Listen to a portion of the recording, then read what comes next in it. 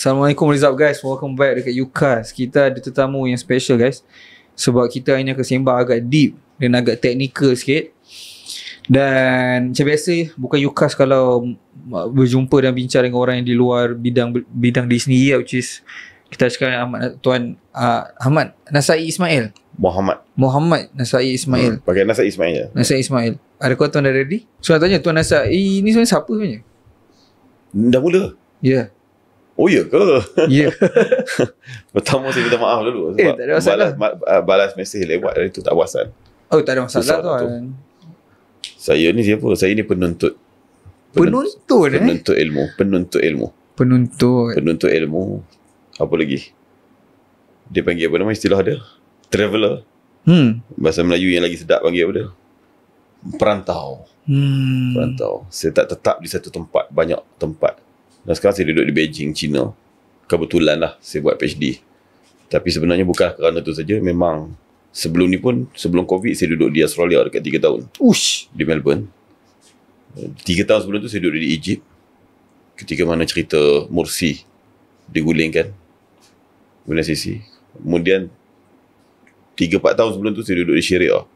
Tak lama lah, setahun. Negara paling kerap saya pergi Turki 8 kali. Begitulah, bergerak gitu. Sambil mengkaji, baca buku, share ilmu, jumpa dengan orang-orang yang lebih berilmu untuk belajar itu ini. Gitulah lebih kurang. Tuan boleh cakap Arab lagi lah? Ana wa anta wa antuma antum. Boleh lah sikit-sikit. Arab komunikasi sikit-sikit boleh. Okay. Pandai sangat dok. So macam sekarang duduk di Beijing. Berapa lama dah? Beijing baru genap setahun. Dijadualkan ada lagi 3 tahun. So maksudnya keluarga semua di sana 3 tahun? Tak, saya duduk seorang. Boleh saya tahu kerjaya apa sebenarnya? Kerjaya saya? Kerjaya saya adalah full time student. I'm a full time student. Saya belajar sepenuh masa. Macam mana survive? Ulat tu tak ada majikan, tak ada apa pun hidup. Ya betul. Betul lah juga kan.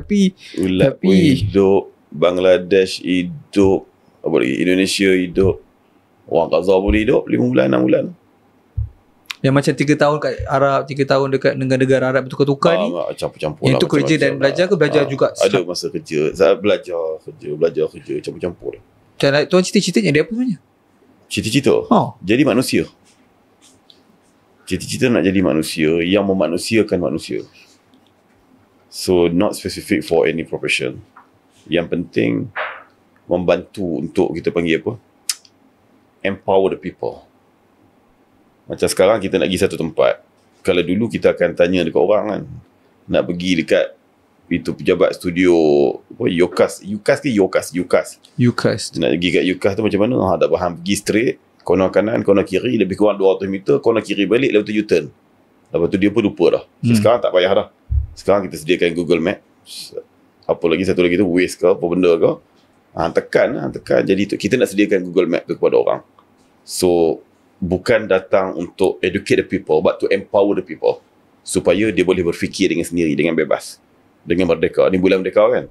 Supaya dia merdeka cara fikir dia. Jadi baru dia jadi manusia. Kalau tak, dia tak jadi manusia. Dia jadi orang yang tak merdeka. Jadi apa jalan dia? Jalan dia adalah pandu manusia dengan ilmu. Cukup dah ilmu ada pada hari ni? Tak cukup lah. Sebab tu kena sentiasa gali. Lepas tu kita tengok. Jadi ustaz dah pula sikit. Teruskan. Kita tengok kalau orang belajar agama pun saya faham lah kan. Satu kitab induk tu, dia tak habis kat situ. Sebab dia cerita tu adalah apa yang dia ambil daripada Quran, hadis tu contohnya kan. Tapi dia perlu kepada syarah. Jadi syarah ni orang berikutnya pula yang tu dia, yang mentafsirkan pada era tu. Kemudian ada syarah kepada syarah tu pula, ada lagi. Saya faham macam tu lah. Macam kita kata kitab hadis ni rapat dengan tokoh ulama hadis kan, Dr. Kamilin. Dia ada Sahih Bukhari, dia ada pula syarah pada Sahih Bukhari. Ada syarah pada syarah tu pula. Pasal apa? Dunia tu terus berkembang. Jadi kita pun takkan dah terhenti, tak habis, kena ilmu tu kena cari. Jadi pedoman ni kita tengok hari ni, rujukan dalam ilmu-ilmu yang ada kat dunia pada hari ni, selain daripada ilmu agama sebagainya, rujukan dia adalah daripada tokoh-tokoh barat, profesor-profesor dari barat. Dan kebanyakan buku-buku hebat, karya hebat dia tulis tu umur 70, umur 80. Kita pula 60 pencen, buat kerja lain dah lepas pada tamat. Itu kalau ahli akademik. Tapi mereka tak, orang putih dia, orang putih ke, orang tak putih ke, mana lepas pada umur 60 tu lagi giat dia mengkaji, belajar, tulis, cakap sebagainya. Jadi barulah dapat satu benda yang berkualiti. Jadi proses ni proses yang tak habis. Bila nak tamat, wallahualam. Mungkin sampai dia cabut nyawa ataupun sampai kita pun deria kita tak mampu dah lagi. Sebab kita tengok juga hari ni, kita tengok macam mana ulama-ulama silam sampai bergelak ulama. Pasal apa yang bila nampak muka Yusof saya nak pergi cakap ke apa? Yusof ni dengan ustaz ke apa? Saya bukan ustaz. Saya cuma baca pasal ilmuwan ni. Tokoh ulama dia tengok. Dia belajar lama mana? Dia belajar 30 tahun, 40 tahun. Balik duduk kat kampung dia ke kat mana ke.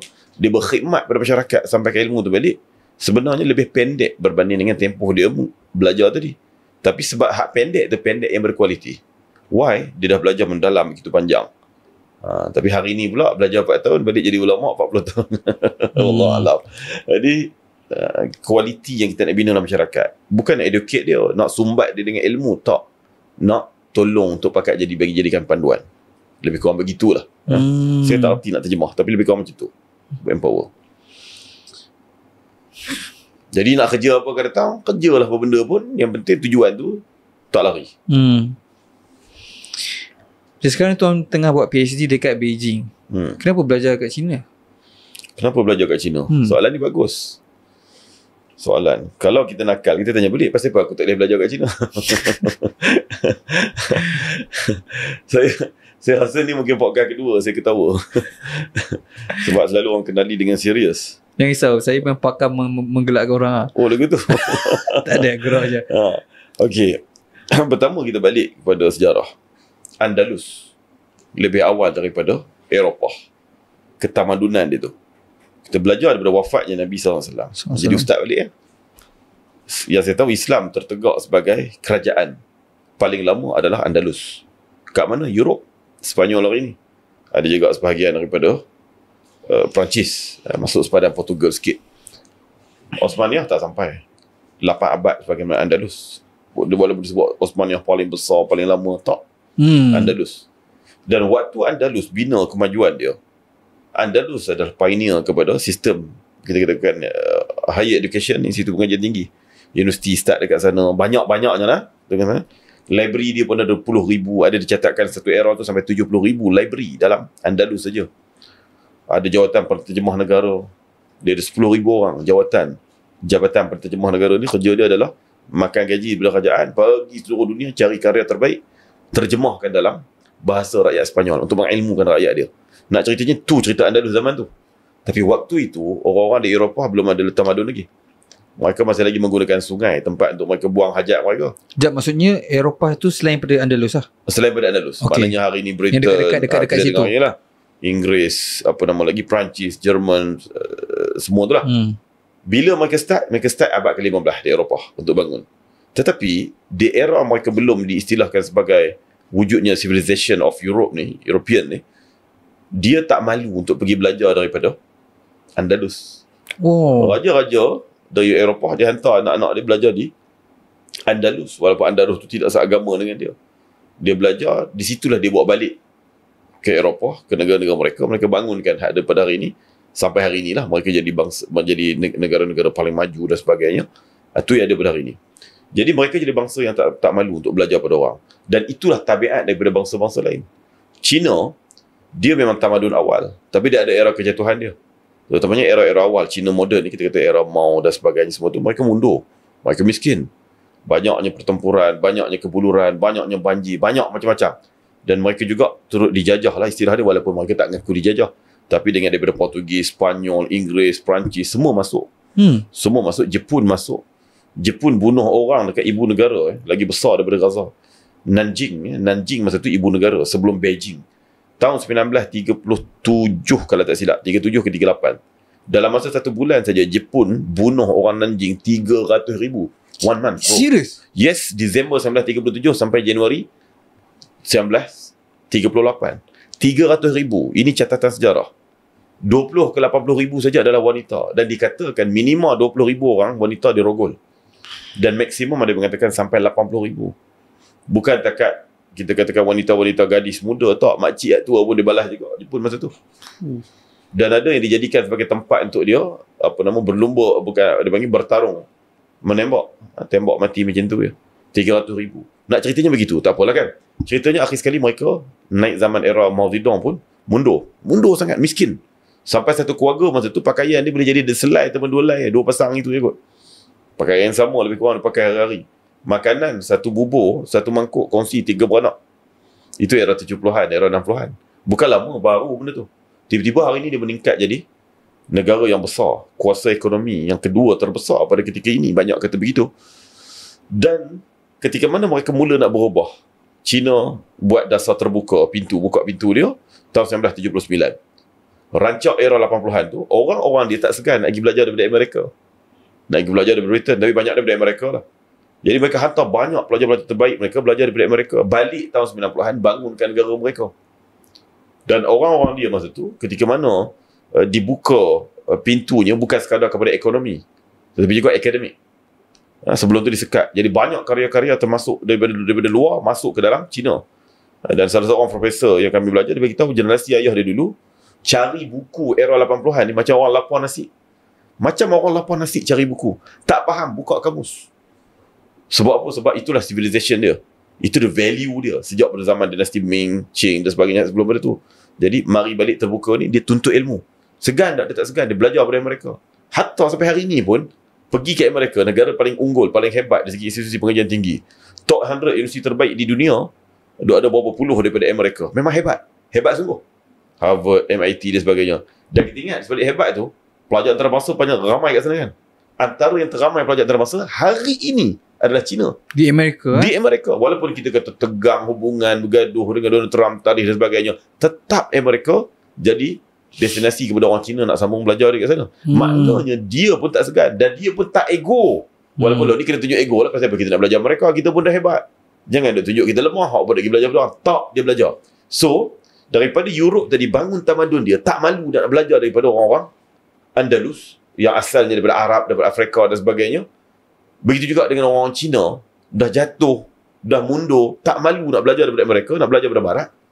So, kita hari ni pasal apa kita tak boleh belajar daripada Cina? Hatta Afghanistan yang mundur tu pun tak salah kalau kita nak pergi belajar daripada Afghanistan. Belajar daripada siapa saja. Yang salah apa dia? Tak nak belajar. Yang salah lagi teruk apa dia? Hantam orang yang belajar pula. Tak mau belajar. Itu hang pula buat pandai macam orang cukup segala macam. Itu contoh lah. Not about the blame. Tapi nak ceritanya, itu sebab belajar kat China. Habis dekat situ, tak. Entah akan datang belajar kat India pula. Nalar ke? Apa pula? Kos apa kat sana, Beijing? Kos saya adalah Law dan International Relations. Hubungan antarabangsa, undang-undang antarabangsa. Adakah ni PhD yang pertama? Sebenarnya tidak. Saya register PhD sebenarnya apply di UM. Tapi bila dapat peluang di luar negara, saya buat di luar negara lah. Sebab memang hasrat saya nak pergi buat kat luar negara. Saya dah apply. Ada cerita tadi, kebetulan lah dapat kat situ. Saya apply juga daripada UK, daripada UK dan Australia lah terutamanya. Tapi banyak lah, bukan mudah lah zaman ni. Dengan sistem dia berbeza. Kalau kita tengok kebanyakan universiti kat dunia ni, nak buat PhD, langkah pertama cari supervisor. Ada supervisor yang setuju dengan kita, baru kita apply universiti tu. Bila kita dah dapat universiti tu, baru kita cari scholarship. Tapi China sistem dia terbalik. Taiwan pun sama, terbalik. Cari dulu scholarship. Cari scholarship, dapat scholarship, memang kita layak. Macam contoh kat sini, banyak orang ambil scholarship ASEAN lah. ASEAN ada certain scholarship untuk orang muda ni. Muda lagi ni. Jadi bila confirm kita ada scholarship, baru kita apply universiti. Masuk universiti 6 bulan pertama baru cari supervisor. Bagi saya tu lagi baik lah. Sebab apa? Sebab kita pun tak kenal profesor mana kita nak ambil, dia pun tak kenal kita. Jadi bila kita dah duduk dalam satu semester, kita dah saling kenal, barulah mudah untuk kita pilih. Jadi itulah cerita dia. UK pula kita contact 5 universiti, kita contact 7 supervisor di 5 universiti. 2 reply, 1 tak boleh sebab ramai high student. Yang kedua pula boleh bincang semua, tapi cerita dia panjang setahun lah. Itu pengalaman orang lain pun macam tu. Maknanya bukan mudah sistem dia. Itu kalau dapat offer letter pula nak cari scholarship lagi. Lalu ni kita pula marah ke JPA ke apa benda ke PhD ke apa benda sekarang ni, nak pergi kat luar negara, dia banyak fokus kepada bidang-bidang technical, science dan sebagainya. Jadi bidang ni mungkin lah kot orang tak berasa penting. Jadi mungkin tak mudah lah dia punya tajaan dan sebagainya tu. Tu sebab. Panjang, tanya sikit, jawab panjang. Maksudnya ada banyak benda yang nak diceritakan lah tu. Okay, kejap guys. Assalamualaikum. So, aku ada big announcement sebenarnya untuk korang. So, aku actually dah berpartner dengan Public Gold sebagai diorang punya authorized dealer guys. Okay, kenapa aku buat macam ni? So, kalau kau tengok podcast ni dah lama, kau tahu aku selalu ambil berat, especially tentang finance dan juga investment dan sebagainya. And aku dah lama dah invest dalam emas. So, aku nak invite korang untuk invest dalam emas sekali. Sebab kalau korang tak tahu, emas adalah salah satu cara untuk kita preserve nilai duit kita yang paling efektif. Macam tahun lepas sahaja, emas naik 40% guys. Okay, almost 40%. Put into perspective, kalau korang invest dalam financial instrument yang lain macam ASB ke Pelasia, macam apa 5 ke 6% macam tu je lebih kurang. So, dengan gold 40%. And dengan apa yang jadi dengan dunia sekarang ni, dengan segala konflik di antara negara dan sebagainya, emas akan lebih mencarat naik. Tak pernah lagi dalam sejarah tahun ke tahun emas menurun. Tak pernah lagi guys. Okay, so aku nak buat giveaway guys. Aku nak bagi 0.25 gram. Kau boleh tengok apa yang aku pegang kat sini. So ni dia guys. Okay, so ni dia guys, 0.25 gram of official collaboration Public Gold dan juga kartun Inside Out, korang ingat. So ni korang boleh collect, and sebab ni korang boleh buat collection juga kalau korang nak. Dan siapa yang akan dapat 0.25 gram ni kepada investor yang bertuah, sepanjang bulan Julai ni aku akan run this giveaway. Satu orang akan memenangi 0.25 gram dengan syarat korang invest dalam emas hanya RM100 sahaja. Add on, aku akan bagi 10 lagi pemenang bertuah yang akan memenangi buku investment emas oleh Hafizul Hakim ni, untuk korang dapat belajar lebih mendalam tentang emas dan kenapa daripada dulu lagi mak-mak nenek-nenek kita suruh invest dalam emas lah. Inilah dia guys, sistem simpanan yang tak akan pernah bocor dan ada nilai sebenar. So aku nak invite korang semua join Team Emas UCAS, sebab aku percaya yang pertama sekali, simpanan emas ni bukan untuk orang kaya je.